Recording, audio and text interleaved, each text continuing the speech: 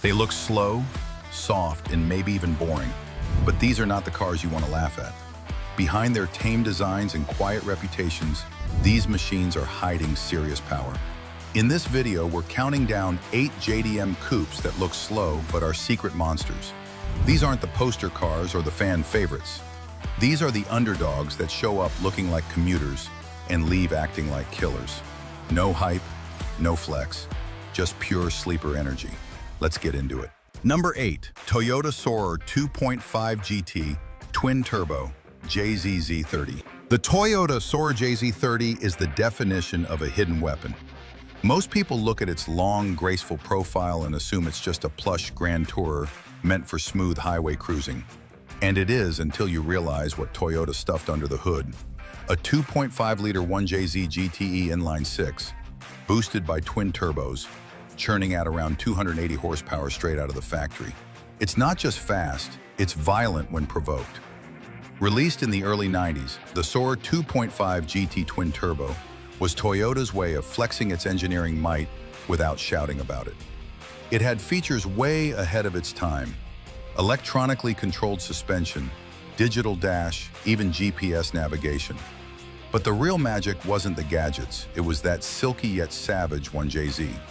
Shared with the JZX90 Chaser and the Mark III Supra, this engine has become a legend in its own right, known for handling well beyond stock power with just basic upgrades. The 1JZ GTE itself is a beast.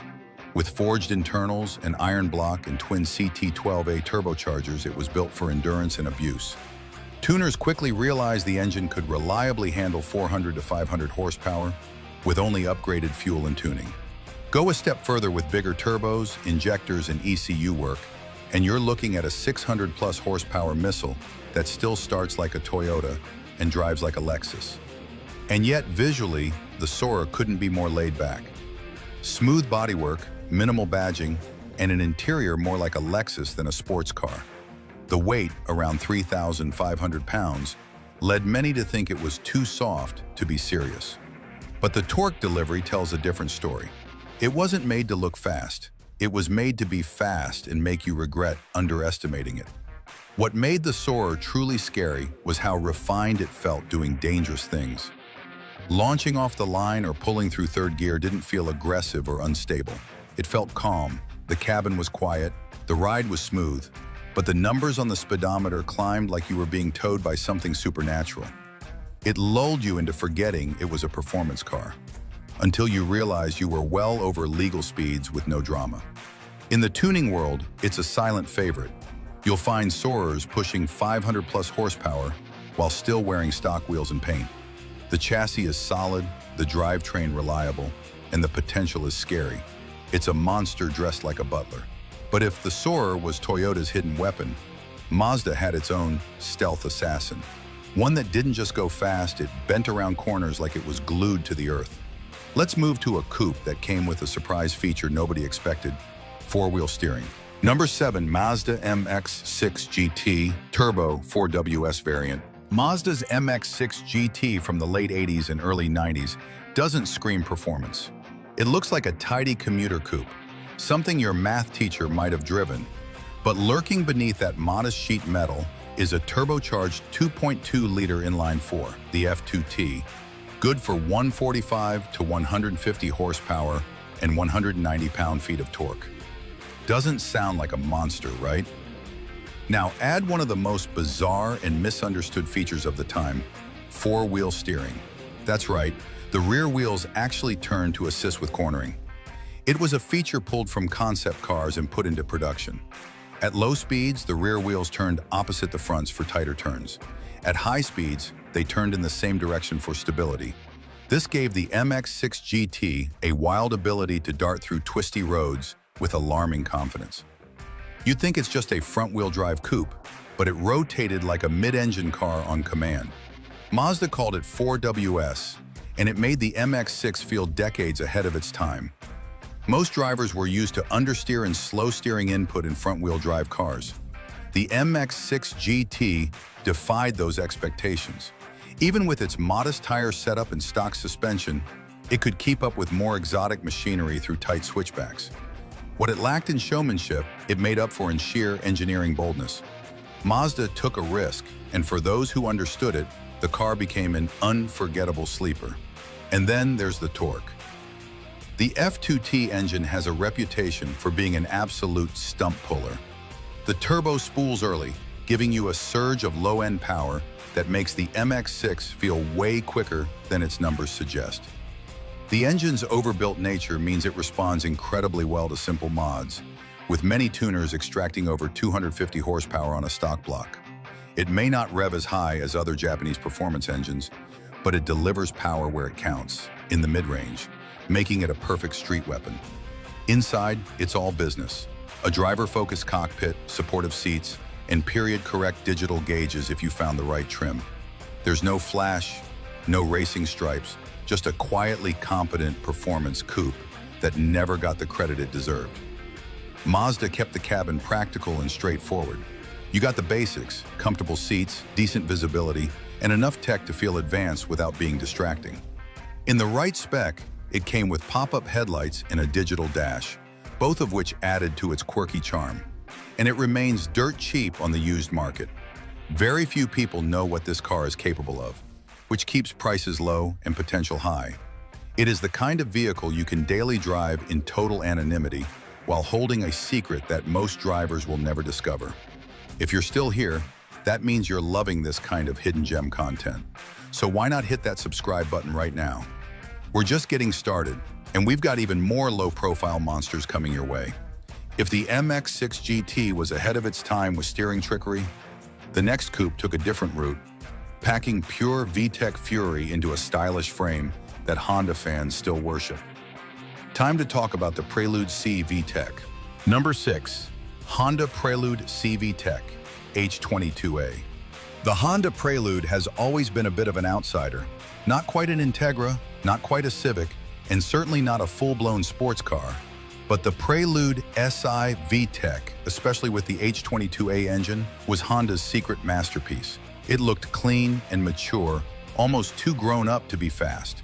But under the hood was a naturally aspirated 2.2-liter DOHC VTEC motor that revved to the moon and screamed like a banshee doing it. The H22A pushed out a solid 197 horsepower, which may not sound like much today, but it came alive at high RPMs. The moment VTEC kicked in, the engine transformed, delivering a second wave of power that caught many drivers off guard. It was not just quick in a straight line either. The Prelude came with a double wishbone suspension setup and superb chassis balance. It handled with precision and poise, eating up mountain roads like a machine far more expensive. The double wishbone suspension was the secret ingredient. Unlike cheaper setups found on other front-wheel drive cars, this system kept camber angles more consistent through turns, giving the tires a better contact patch. That translated to tighter grip, faster cornering, and a feeling of connection between car and driver that most front-wheel drive platforms lacked.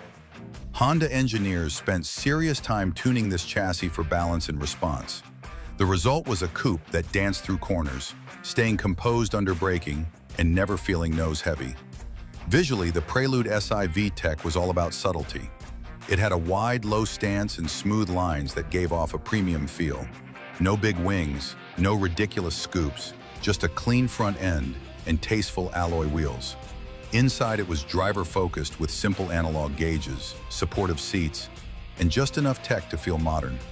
Many dismissed it as a college kid's coupe, but the moment they tried to outrun one, the truth hit hard. The power delivery was immediate, and the engine note at full throttle was a symphony of engineering precision. What made the Prelude even more appealing was its reliability. Unlike turbocharged alternatives, the H22A was built tough. With proper maintenance, it could hit 250,000 miles while still pulling strong. And for those who like to tinker, bolt-ons and tuning software could easily take it past 220 horsepower with little drama. The aftermarket was supportive without being overwhelming, and the car never needed extreme modifications to feel fast. This was a car that punched well above its weight class, and yet rarely gets mentioned in JDM Legends lists. The Prelude SI VTEC stood as a reminder that you did not need forced induction or rear-wheel drive to enjoy serious performance. All you needed was balance, revs, and a motor that loved to sing. It was one of Honda's finest achievements, hidden in plain sight. While the Prelude proved that naturally aspirated engines could be deadly in disguise, our next entry takes the opposite approach. It starts slow-looking, but hides something completely unexpected under the hood, especially when the right hands do a little swapping. Number 5. Nissan Silvia Qs with SR20 DET swap. To most people, the Nissan Silvia Qs looks like a tame, almost gentle coupe. It was the base model of the iconic S13 generation, often seen with small wheels, no aero kit, and minimal aggression. In stock form, it came with a naturally aspirated SR20 DET, a solid engine but not exactly performance royalty. So why is it on this list? Simple. Because it became the perfect canvas for one of the most potent engine swaps in JDM culture. The SR20 DET. The SR20 DET was the turbocharged sibling of the SR family, pushing out 205 horsepower and loads of torque in a lightweight chassis. Swapping this engine into a Q's body turned the mild-mannered coupe into a street predator. With a stock turbo and basic tuning, these builds easily pulled 240 horsepower and embarrassed much flashier sports cars. And because the chassis was already RWD and shared components with the Silvia Ks, it all fit together like a puzzle. What made the Q such a brilliant sleeper was its innocent presentation. You could keep the stock Steelies, factory ride height, and quiet exhaust, and still have a car capable of serious pulls.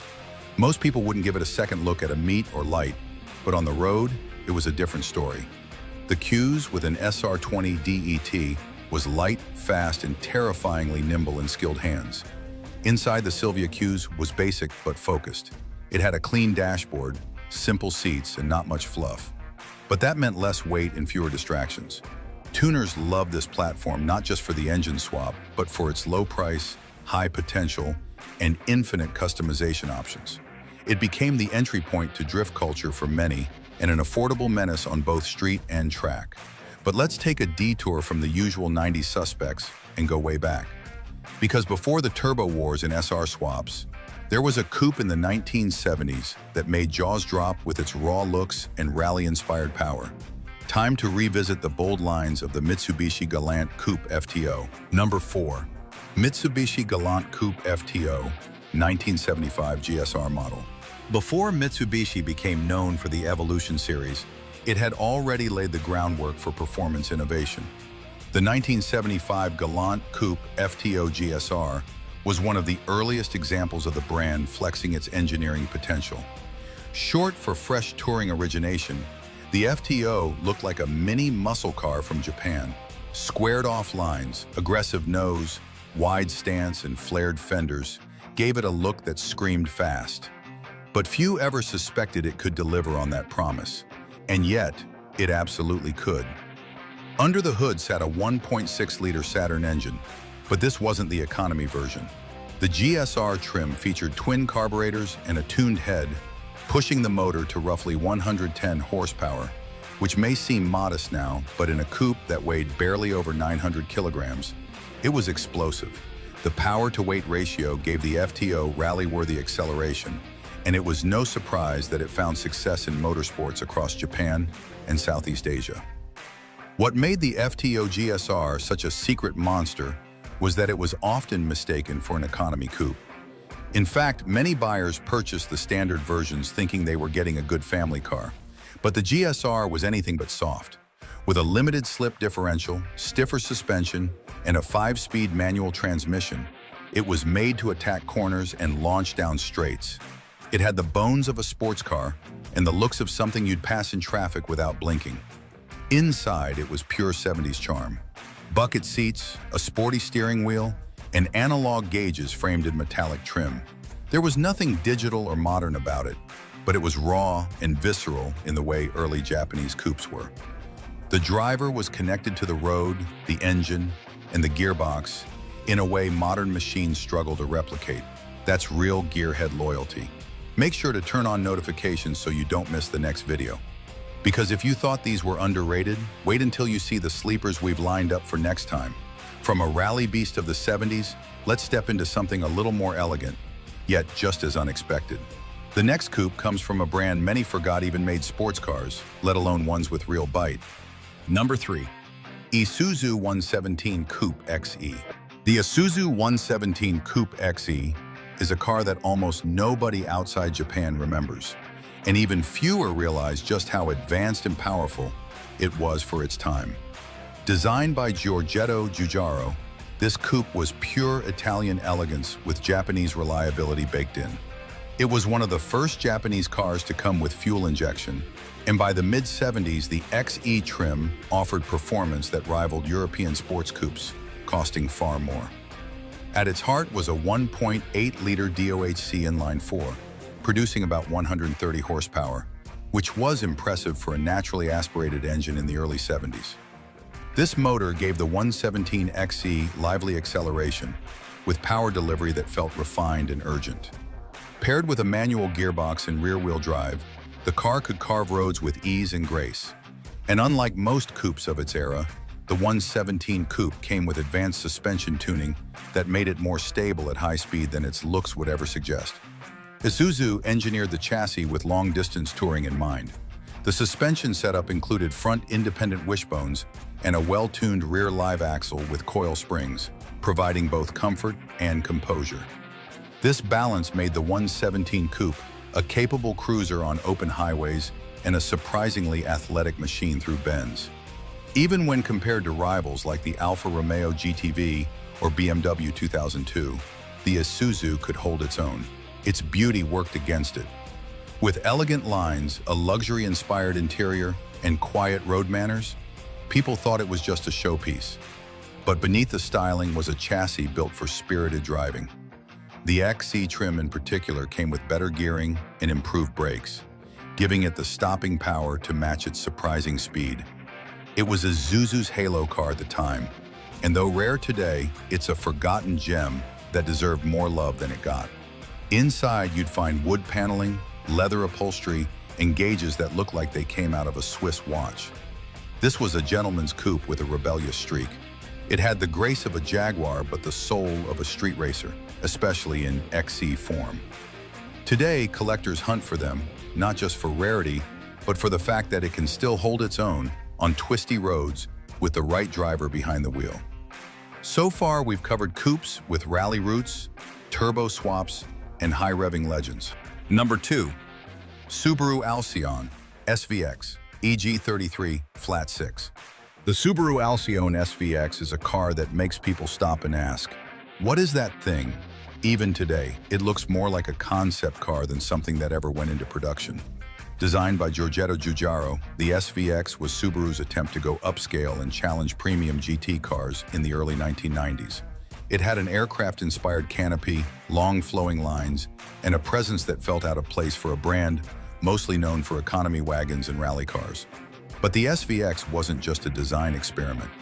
It came with a genuinely exotic engine, the EG33, a 3.3-liter flat 6 derived from Subaru's rally-proven EJ series. This engine produced 231 horsepower and came paired with Subaru's signature all-wheel drive system. The power delivery was smooth, the torque curve wide, and the sound unlike anything else on Japanese roads. It may not have been a burnout machine, but on the highway and through corners, the SVX moved like a grand tourer possessed. That EG33 engine was a marvel of its time. It had dual overhead cams, 4 valves per cylinder, and a layout that gave the car a naturally low center of gravity. While many sports cars relied on turbochargers or high-revving screamers, the SVX was more about refined power. It was a car that surged forward rather than exploded. The torque was always there, and the flat 6 soundtrack gave it a mature growl that felt more European than Japanese. Despite its weight, the SVX handled with grace.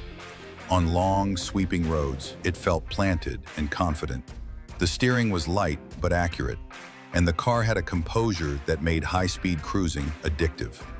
Unfortunately, it was also misunderstood. Most people saw it as too heavy, too weird, or too expensive when new. And because it only came with a 4-speed automatic transmission, many gearheads wrote it off. But in reality, the SVX could outpace many rivals in real-world driving. Its low center of gravity, flat torque delivery, and symmetrical all-wheel drive made it surprisingly capable on mountain roads and tight curves. It was never meant to be a drift car or track star. It was meant to cruise at high speed in silence, and then surprise you when you pushed it. The interior felt like a spaceship. Wraparound glass, futuristic controls, and wide supportive seats created a cockpit that felt more like a prototype than a production vehicle. The side windows had a two-piece glass design, with a smaller inset that opened independently. This was done to reduce wind buffeting at high speeds, and while it looked strange, it actually worked. The dashboard was clean and modern for its time, with large gauges and soft materials that made long drives comfortable. It had quirks, yes, and the transmission wasn't bulletproof. But that didn't stop the SVX from becoming a cult favorite among enthusiasts who wanted something fast, rare, and utterly unique. From the strangest Subaru ever made to one of the most underestimated coupes Toyota ever sold. The final car on our list may not be exotic in design, but it hides one of the most legendary engines Japan ever produced. And it delivers it in a chassis nobody ever suspects. Number 1.